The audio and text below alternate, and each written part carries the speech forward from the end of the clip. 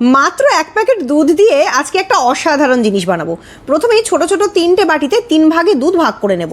তারপরে একটা বাটিতে মিশিয়ে দেবো 2 চামচ মতো কাস্টার্ড পাউডার, দিয়ে কাস্টার্ড মিল্ক রেডি করব।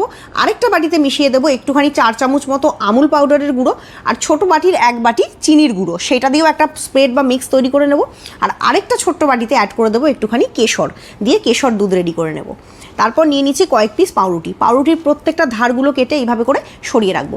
তারপর পাউরুটির মধ্যে ওই আমুল দুধের যে স্প্রেডটা রেডি করলাম সেইটা এইভাবে করে সুন্দর করে বাটারের মতো মাখিয়ে নেব। আর ওপরে একটুখানি কাজু বাদাম কুচি দিয়ে প্রত্যেকটা পাউরুটিকে জুড়ে জুড়ে এইভাবে রেডি করে নেব। তারপর এক একটা পাউরুটিকে 4 পিসে কাটবো কোনাকুনি করে। দেখুন এক একটা পাউরুটি থেকে এরকম ছোটো ছোটো 4টে করে পিস কিন্তু হবে। কেটে সব পাউরুটিগুলোকে একদিকে রেডি করে রেখে দেবো। তারপরে কড়াইতে বাকি দুধটা ঢেলে দেবো, দিয়ে দেবো একটুখানি এলাচ গুঁড়ো, আর সুন্দর করে দুধটাকে জাল দিয়ে নেব।